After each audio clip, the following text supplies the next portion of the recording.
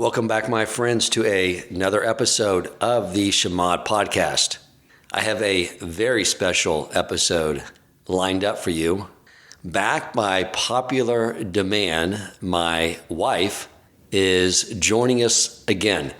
The episode we did in season 1, I think it was like the 3rd or 4th episode, called We Were Made to Be Addicts. That episode has continued to receive downloads every year consistently. I've met several people in the community who told me they came across it, and they have shared it with many others who have struggled in the area of addiction. And so I've been wanting to bring my wife back on. There's so much that has changed. There's so much more she can share.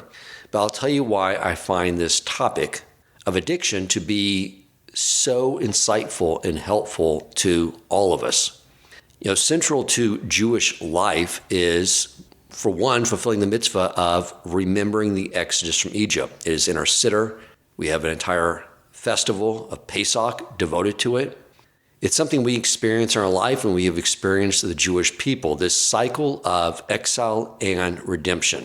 You know, we just came off of Shavuos and receiving the Torah, and what do we have to do the entire time in order to be vessels to receive the Torah? And that was building ourselves once again, going into a state of bittul, of self-nullification, removal of ego. The entire cycle of mankind, the Jewish people, going back to Adam and Chaya, is this whole idea of recognizing the reality that we are totally dependent and being emanated into existence, as well as everything in the physical universe, by our Creator. If He were to stop thinking about us for a moment, we would cease to exist. And in Abraham's merit, his descendants were going to receive the Torah. But in order to receive the Torah, what did they have to do? Hashem had to orchestrate events for them to live in slavery in Egypt for multiple generations, so that those generations knew nothing but being dependent on another. That everything that was going to occur to them was at the whims of another man. And that way Hashem could remove the other power, the false power, Pharaoh and the Egyptian army, and have them psychologically totally attuned to the reality that He is the Creator, that we are dependent on Him. And through that recognition, then we became vessels to receive the Torah at Mount Sinai. And when we say receive the Torah and Hashem are one. It's how we cleave to our Creator. I've talked to so many Baal Teshuvah, and I read something the other day too, that most Baal Teshuvahs, so it's not just my anecdotal evidence, it's statistical, that it comes about through some experience in their life that causes them to realize, my life is out of control. I have nowhere I can turn to except for God. That is it. Like, I hear so many stories, that is the common story. And even in my personal growth, I will tell you that even though that was not the impetus for me learning Torah and fulfill the Torah, but as I have grown, Hashem has orchestrated events to show me that I am not in control, that He is controlling everything. With an addict, they are placed in a situation where accepting reality becomes a life or death situation. Many people can go through life and never accept this reality, that they are being emanated into existence in every moment by their Creator. They can distract themselves and live in the illusion that they are this independent, autonomous being, and that there is no Creator at all. With the addict, it becomes a life or death situation. It's either grow or potentially perish. And that is why there's so much wisdom in the addict, because they are more incentivized to do what we all should be equally incentivized to do. And that is to recognize this truth, recognize that Hashem, our Creator, is controlling everything. We are dependent on Him. And what defines our success in life is working to make His will our will and cleave to Him. And that is how we achieve our real purpose in this world. Welcome to the Shema podcast, the podcast for the perplexed, where Torah insights, intertwined through personal stories, as well as interviews with leading Torah scholars, demonstrate the empowering qualities of Torah and mitzvot. Now to the show. Elisheva, thank you for coming back on the show. Thank you for inviting me. So the last time you were on the show, you were Shauna.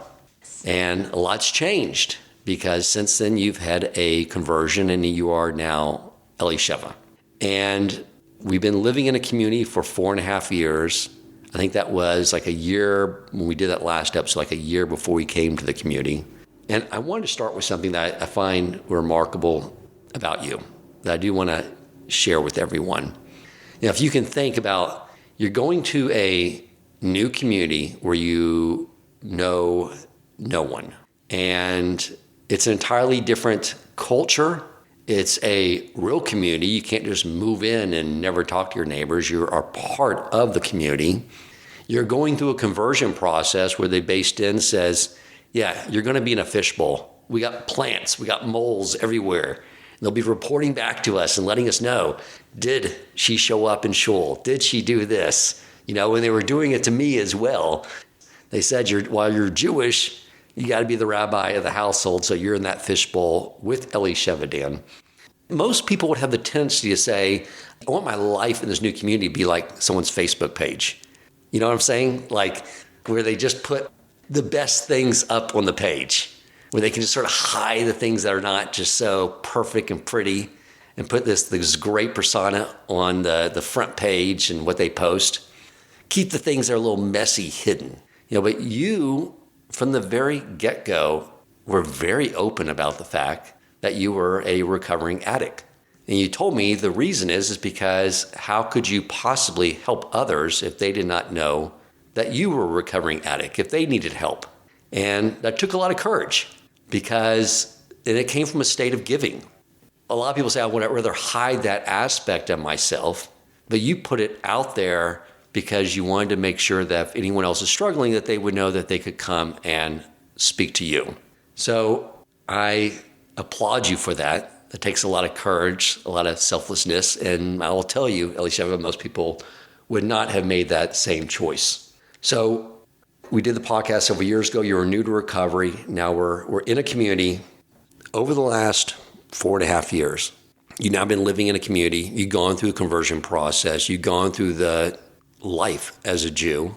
You have become observant, things that weren't fully being done out in Kingwood, nor are they capable of being done in isolation outside of a Jewish community.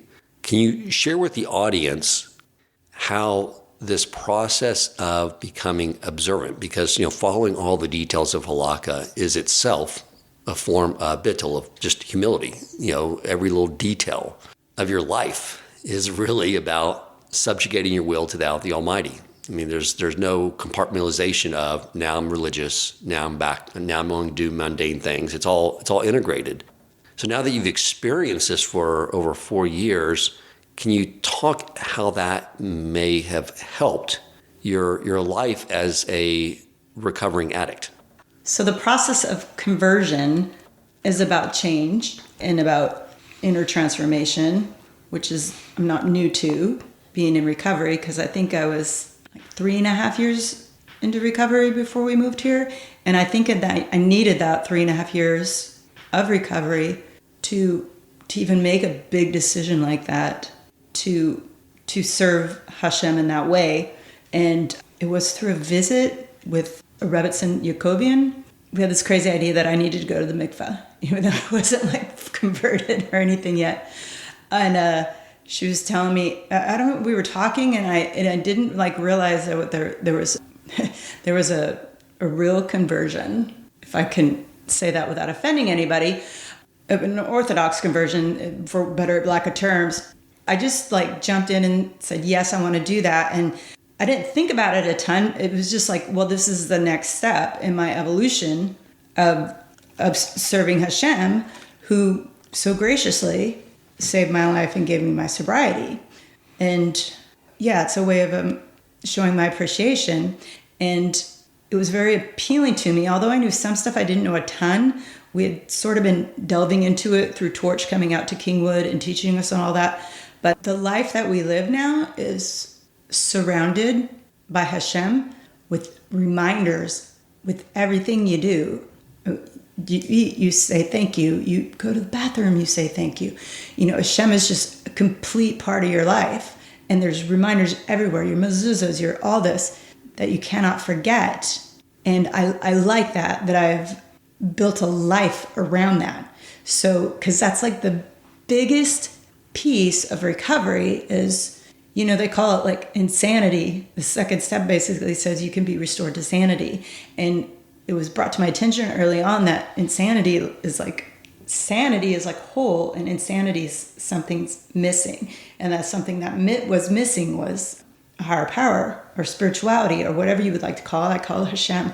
And it was just at the right time, at the right place, and part of the evolution that I wanted to take in my recovery. And once I came here, the process of converting, it was a lot of learning, which, because I had already done the inner transformation. It was just, something I'm very, very used to and continue to work on. But like learning the halacha and stuff, it was kind of like going back to school.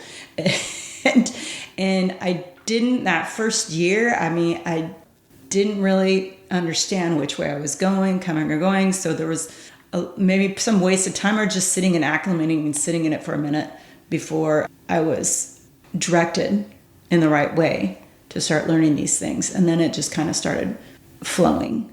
So part of the AA process early on was you get with a sponsor and you go through these 12 steps. And now as a sponsor to many sponsees over the year that going through those 12 steps it's a process of bittul as well, or self-nullification. Like you have to go through this and you have to acknowledge where you messed up. Yes. And I'm curious to know, because when you got in the conversion process and you got from the based in where Rabbi Yacobian, who we've had on the show many times, and I've explained that he has to play the part of the bad cop, even though he's super sweet, but that's the role he has to play. But you have the based in and they're telling you everything you have to do. And it's getting back to this idea that you have to it forces you to get in a place of humility and just making the will of your creator your will. Because they really do get on you to make sure that your entire life is devoted to this. But that's what a 12-step process is right. Making, many, many slices of humble pie and deflating your ego, getting you right-sized, and living to do the will of your creator. They don't mandate that it just wasn't anything new to me. I'd already been living that. I hadn't been living completely as an Orthodox Jew, but it was a nice next step flow, and it fit perfectly into my recovery. Right.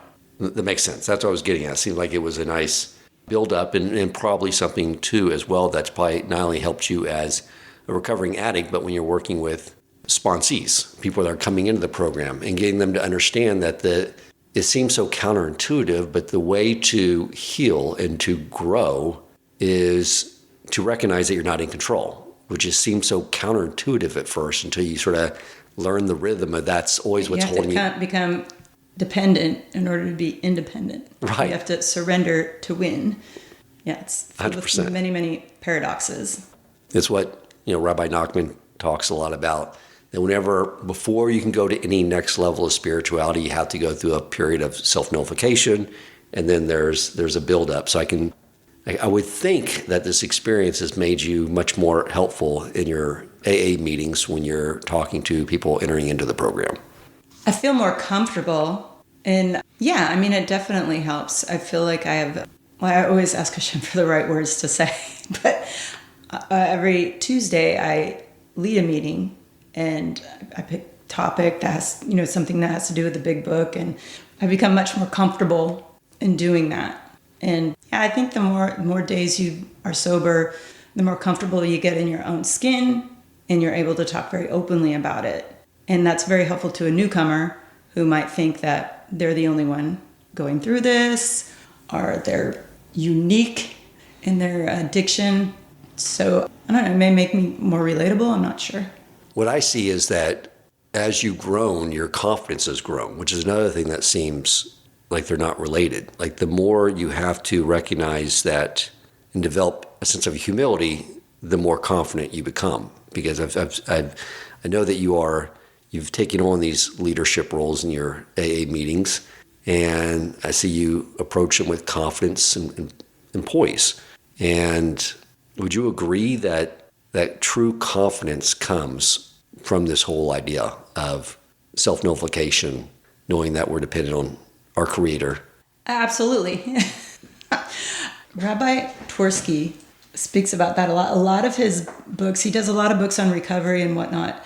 And he also does a lot of books on self-esteem, because that self-esteem that was sort of flated in the beginning is one of the causes, of why I reached for something else, to be something else. And yeah, I mean, part of that growth and that recovery, and even in my conversion process, or just becoming closer to Hashem through this way of living, it does. I feel pretty solid in who I am. Now, I still have moments, but I'm at a place where I'm self-aware enough that I know these are all choices, and I don't have to sit in that. I mean, I have a toolbox to get out of these things, and I know that's not, nothing is being done to me. Anything that is disturbing me or I'm feeling a certain way has to be with me and how I'm processing it, or my perspective on it. And I have the ability to change that. Beautiful. And these ups and downs is so built into our life as a Jew too, with it's these constant times throughout the year that are more than just commemorations of historical events, but there's these cycles. And I've noticed, and I shared with my audience in the past, about how you'll experience these things, and then you start to realize that, oh wait, this is not just happening to me right now. This is happening to everyone. Everyone's sort of going through these ups and downs. Like you have this big high of Shavuos, big spiritual high, and the following day it feels like it's a big drop down. Or right after Pesach, everyone experiences the same thing. You start to realize that on these, when you're feeling spiritually unconnected and just off, you realize that that's part of the process. Yes. And just means you're being set up for the next level higher. But, that's just this cycle. And I'm sure not only has that helped you, but when you're talking to other people, because a lot of people, when you go through a down period, you can internalize that this moment where I'm just feeling off and not right is a permanent situation instead of a stepping stone to a new level.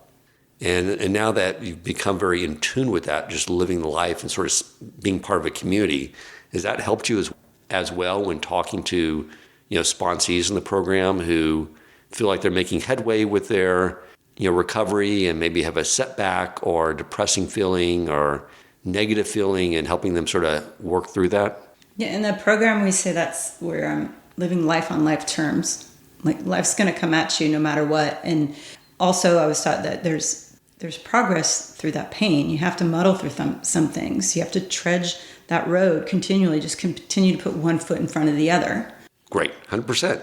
Let's talk about life in a community as an alcoholic, because there's some things that are got to be a little challenging, because I want you to talk about this, because there might be people out there who are struggling in this area as well.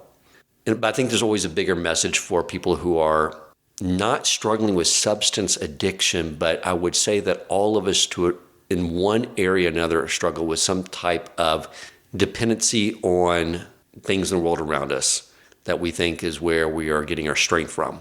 And then Hashem is going to rip those away. And if we want to grow and plug those dependencies into Him. So, Jewish life there's a lot of alcohol involved. We have every Shabbos, you say a bracha over wine. It's a mitzvah. You can replace it with grape juice, but, a lot of times we go to people's houses and they're pouring wine. You have Pesach with 4 cups of wine. You have Purim, where the mitzvah is not to just sip on some wine, but it's actually to overindulge in it and become intoxicated. Talk about how you have navigated the areas of Torah observant life where there's alcohol involved as a recovering addict, 'cause I'm sure that has not been easy. Most people that we eat by know that I'm an alcoholic, and they're very, very kind and make sure they have grape juice for Kiddush. And people that don't, I just discreetly, I just don't drink it. Right, pass the wine. Yeah, I just pass it. And you're like, but it's only a sip. But there's just not a chance that I want to take, because Right. I know chemically, if I have any amount of it, it'll set off that craving. Right. That allergy, so to speak. Right. Or then psychologically, you'd be like, I had that little drink of wine, didn't do anything wrong. Yeah, and then, it's just the start of like a major downfall. And we know the disease is progressive. So you don't start all over again. You start exactly where you left off. So your fall into the pits, it goes much, much faster. So what would you advise someone? That was sort of the question. What would you advise someone who is Jewish, who is observant or working to become observant, and they're struggling with this, with alcohol addiction, and trying to figure out, how am I going to be an observant Jew when there's so much, especially with Pesach and Purim, where there's alcohol involved, and I want to feel like I'm fulfilling the mitzvahs properly, and I'm part of my community, but how could I abstain from drinking when it's so integrated into Jewish life? First of all, I don't think anybody who's trying to abstain from alcohol should be trying to go it alone. I mean, the whole point of recovery, it's a never-ending process. I will never be fully recovered.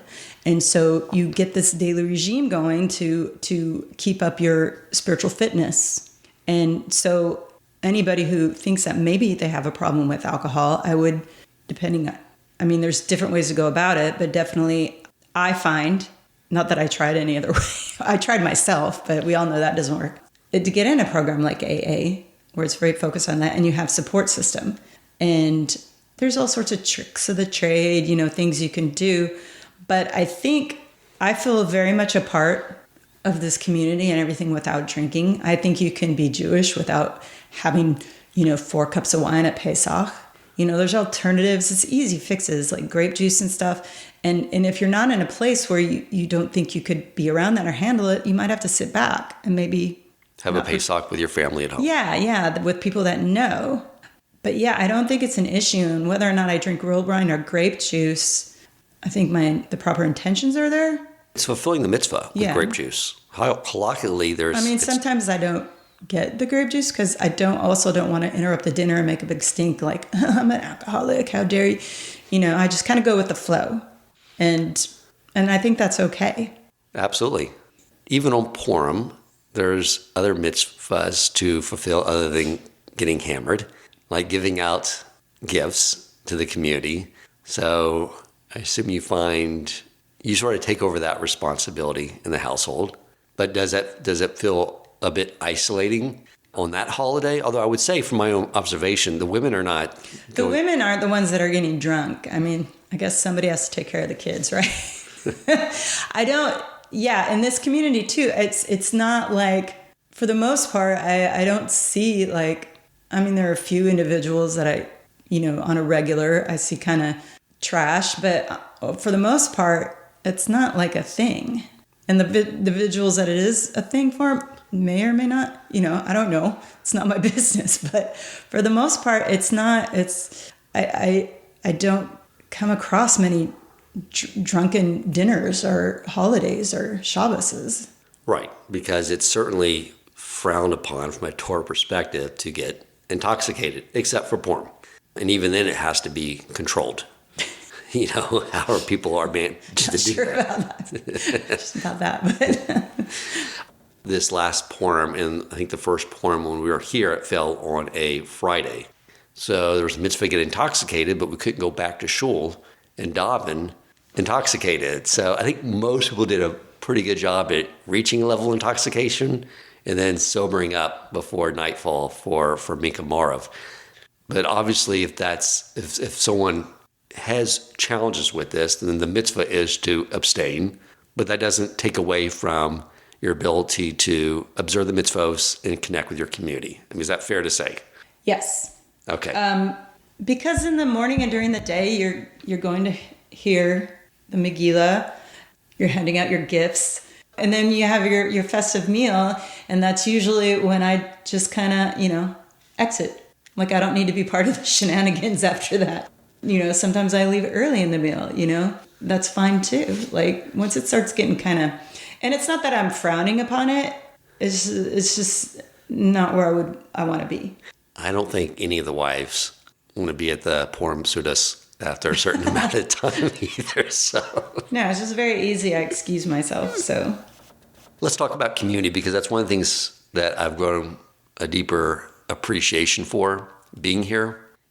I always looked at community from a perspective of if someone wants to be successful in an endeavor, like if you want to be successful in a certain area of business, well, surround yourself with people who are super successful in that, because there's so much you pick up, not through reading, but just through observing how people respond and their behaviors and what makes them successful in that area of their life. But, I've seen this experience of being in a community as you surround yourself with people that are dedicated, they're much more learned than you, tremendous level of Emunah.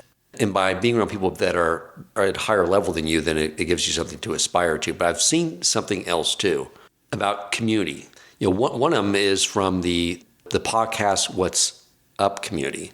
Because what I've seen is a lot of people who are new to observance. And I see people sharing like they're struggling with kosher and the encouragement from others and sharing when they fail in that area and people supporting each other and building each other up, inspiring each other. So there's an element of community that's just so essential for personal growth. And I didn't really recognize that until we moved here and over the last several years. And maybe you can speak to that is obviously from an alcoholic, why community is so essential and important. Very early on in recovery, I was told to stick with the winners. So I choose whom I spend time with very carefully. And I feel very, very blessed in that I have my AA community, my fellowship there, who understand me completely. And I have my Jewish community, which understand me on a totally different level. And I don't mean this in a bad way, but I do choose very carefully whom I spend my time with and whom I open up to. I mean, anybody can ask me questions. I'm an open book in that manner in case, someone may or may not need help or have questions about that. But whom I'm drawn to is usually somebody that has something I want and not material wise. So am I allowed to say names? No, I won't say A. But like when we first moved here, for one of the first places we went to eat at was the Lasagnas, and I felt an instant connection with Bleemy, and so that's whom I started to hang out with and started to learn with. And there was another lady that Rabbi Yacobian had me reach out to. She helped me with the halacha that I felt very, very comfortable with, and comfortable letting him know who I was or how I got here. And I just feel like doubly blessed because I don't have to go through anything alone unless I choose to. I'm aware enough now where I know, okay, I need to talk about this. I need to get some wise advice. I always seek counsel, and my counsel is, I feel, very smart counsel, that I can trust and know that they're going to tell me the truth. That's a big thing I feel with being an addict is I need my buffers, my people that I talk to need to feel confident enough that they can talk to me frankly. Right.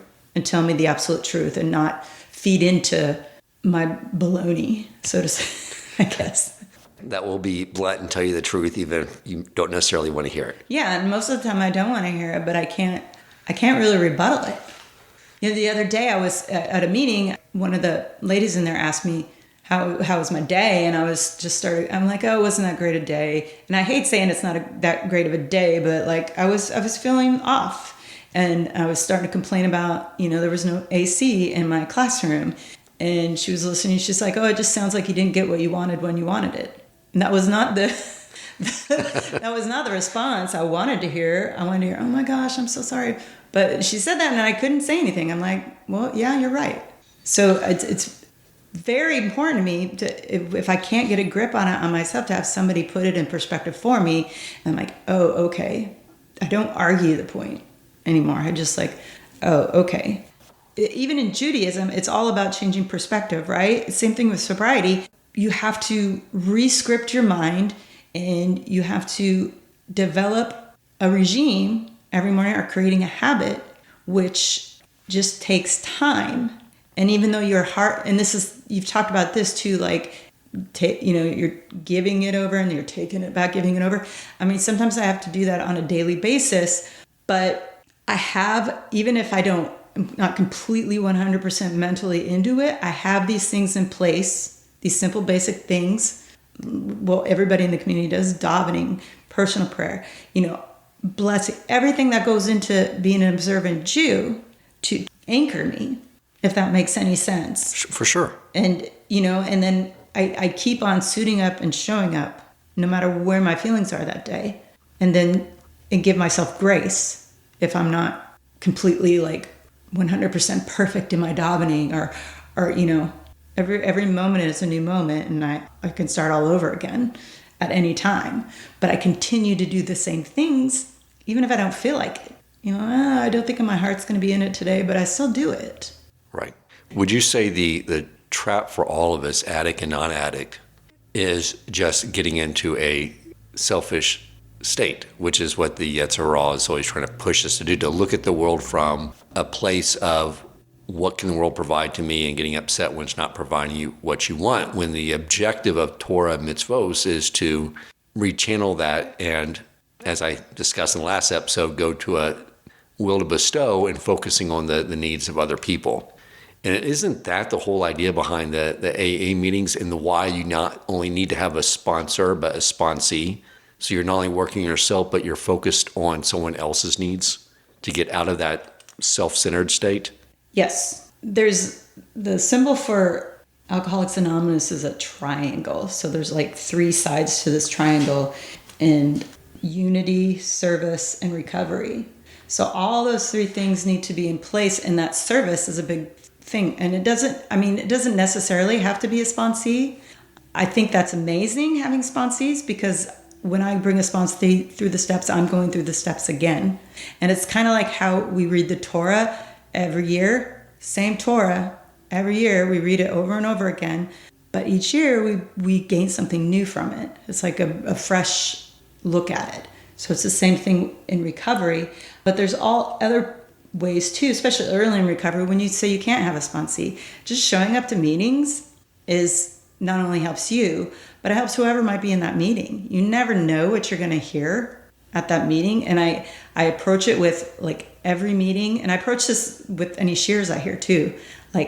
There's a nugget, there's a golden nugget in here, and I wait for that, because you never know when those messages are going to come through to you. And those messages, messages from Hashem. Somebody asked me the day, a sponsee I was working with, is how do you know what God's saying to you? It really made me think, how do I approach this? You really have to just kind of stop and listen and be aware. And when you're so self-consumed and being selfish, you're not aware of anything but yourself. Right. So you listen, you wait, you don't know where you're going to get these messages. Sometimes it's an email from my Chabad.org daily dose. And I'm like, oh man, this is exactly what I was feeling, and here's my answer. Sometimes it's from a meeting, sometimes it's just from these things that we may or may not call coincidences, I think are the messages that we're meant to hear. 100%. What I've learned too in the 4.5 years we've been here too, and I think there's been a tremendous growth for me and for us as a family, really, really learning that concept of Emunah and trust, and knowing that God's hand is in everything orchestrated. And you can attest to this. Some stuff has been set on our plate that's been extremely difficult, and you want to go, why me? Why us? You want to blame the world or be entitled or blame the man or whatever. But these are all things that we needed, these humbleness that we needed to gain, this humility that we needed to gain and swallow in order to get through it and get on maybe a higher level of that spiritual ladder. And find out what the curriculum is and what is it that Hashem is wanting to teach us. Yeah, I think now we immediately, especially as a family, we, not even speaking for myself, but we immediately, that's our first thing to do. I may have a moment where I sit in it for a second. I'm like, okay, what's this really about? Sometimes I find the answer, sometimes I don't. Sometimes I'm like, okay, just got to ride this through and see, what happens and what it is that I'm supposed to get from this. Beautiful. I never lived life like that before. This sort of lends to something I wanted to ask you about. When we came out here, you found a new AA club. But now you sort of came to this club out here with a, visibly a Torah observant Jew, aka Orthodox Jew, right? No? No, not when we first moved in. It was COVID. I don't know if it was right in the middle of it and nearing the end of it, but the only club that was open that was doing in-person meetings was the Bel Air Club. And I wasn't, I was wearing skirts and everything at that time, but I hadn't really found my sneha style yet. I wasn't really wearing any head coverings. Oh, okay. And so I didn't introduce myself. Hey, I'm Shauna. I'm an alcoholic and an Orthodox Jew. Right. Of course not. So, I was just kind of treading the waters, and it was, I was kind of starting all over in a brand new place. So once I started feeling more comfortable in my snehas and my orthodoxy, I started to wear some scarves, and then I would show up, and then I every now and then wore a shadel, and I got wow, you are the skirtiest wearing person I've ever met, and then oh my gosh, you're wearing your hair down. It looks so nice. And then one time I was asked, because I was wearing a tichel, and I love this lady. We're very good friends now and have much respect for each other, but she's a recovering alcoholic. She's from Alabama, very straightforward, been sober for 36 years, something like that. And she's like, I just got to ask you. She's like, are you just having a bad hair day? Is that why you're wearing that scarf? So there came a point where I had to be a little more open about it. And now it's not a big deal to me. I found a lot of other Reform Jews in the program. So, I still have some other tribe members in there that I can relate to. And my sponsor actually happens to be Jewish, which is very, very helpful. Amazing. How do you handle because in AA, it's not about religion. Mm-hmm. And as a Torah observant Jew, we don't believe in religion. We believe in a creator. We have a set of laws as Jews. Non-Jews have 7 laws. We don't try to convert. Everyone has a place in society in their role in God's creation. But it is fundamental to us that the majority of the way we get communication, the way he communicates to us is by learning Torah. We communicate back to him through our davening and personal prayers. And that's where we get a lot of our wisdom. And I assume that the study of Torah has been a big help to you in understanding Hashem. However, you can't take those ideas back to an AA meeting and say, I know this to be true because I read it in the Torah, because it would be almost like it would sort of cross the boundaries, I guess. Yeah. And make people feel alienated, you only have to be Jewish to accept that wisdom. Because certainly you wouldn't want that to happen if someone was, let's say, a Christian saying Jesus says this. And so how do you take the wisdom you gained in the Torah and distill it down and share it with people where it could be helpful? I feel like I can take that wisdom all the time and I use it. And every time I chair a meeting or every share, I have, because that's what my life is based on. Right. I don't know if this will make any sense, but I feel like I can discuss these ideas, these spiritual ideas, right, without being specific to any religion. Right. And because, these are just overall ideas that I think, obviously, they're the right and the correct ideas. And maybe some people aren't aware. I don't really find it a problem. I just try to talk in broad terms. And I can say my higher power is God. And we are in Texas, and it is a big Bible belt.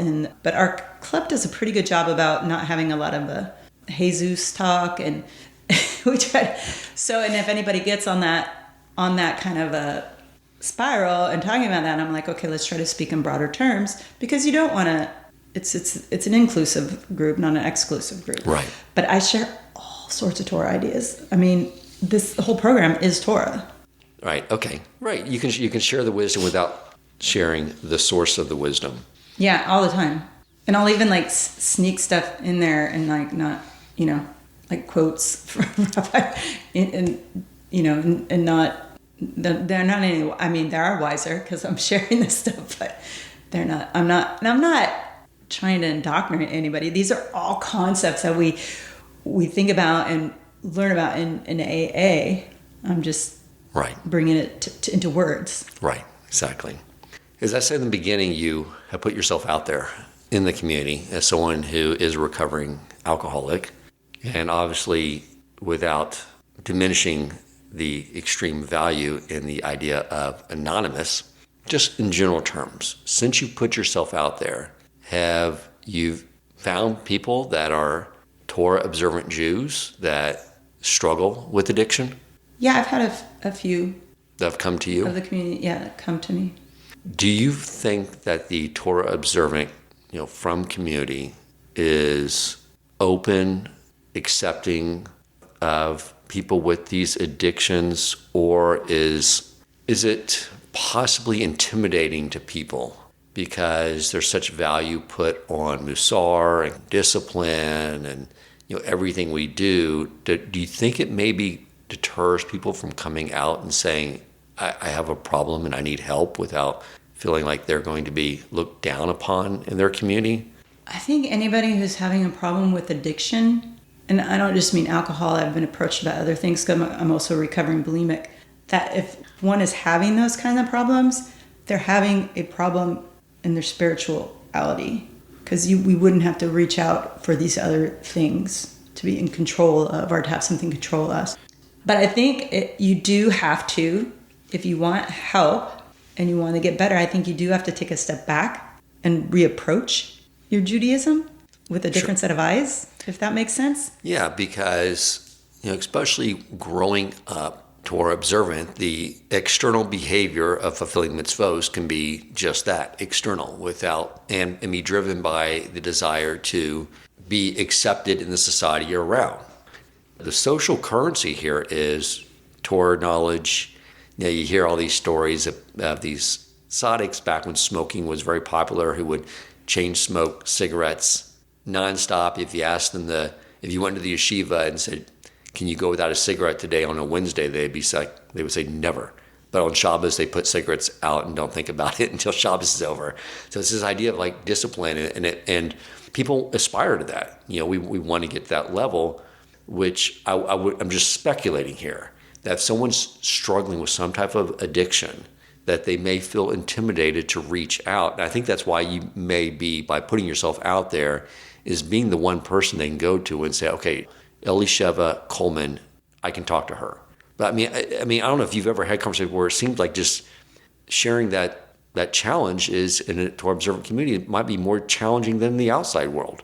Yeah, I think, the nation as a whole, I think there's a lot of ignorance still around that, but in a Jewish community, observant Jewish community, I think it could get tricky, because it says, I mean, you're missing something spiritually if this is what you're going through. And I don't know how open people can be, or how they feel like they can be open. Like, I'm struggling with this God thing, I'm not feeling it. That might be, that would be a very hard thing, I think, to admit here in this community. And I think overall, with an Orthodox community, when which is such a set out way to live your life, and you could say rules or laws, to live by. And if you're not quite stepping up to that plate and you're questioning things, it would be a very, very scary thing, I think, to come forward. I'm already at a place where I feel comfortable, and I'm at a place too where I chose this way of life. Right. It's your relationship with the mitzvos. What would be your advice to communities, those listening, to make sure that when members of Klei Yisrael in their community are struggling with these type of addictions, that they feel comfortable coming out and reaching out for help without feeling they're going to be judged in some negative way? I think for them, they would have to be more observant, not in Judy, but observant of their community. Like the rabbis, everybody has a rabbi or a rebbitzin they talk to. Like, be aware of these things, and, signs and whatnot could be happening. And when you speak to these people, or if you suspect something, get some more information and just speak very openly with them. An alcoholic's not going to come right out, or any addict is not going to come right out and say that unless they're to a point where they can't live like this anymore. That's got to be. I'll tell you, one of the challenges is that when you're in a community, and maybe it's different when you're in a larger community, like up in New York or New Jersey or something, but there can be no anonymous here. Because if you were to set up a group here just for our community, there's no way to be anonymous. No, it would never work.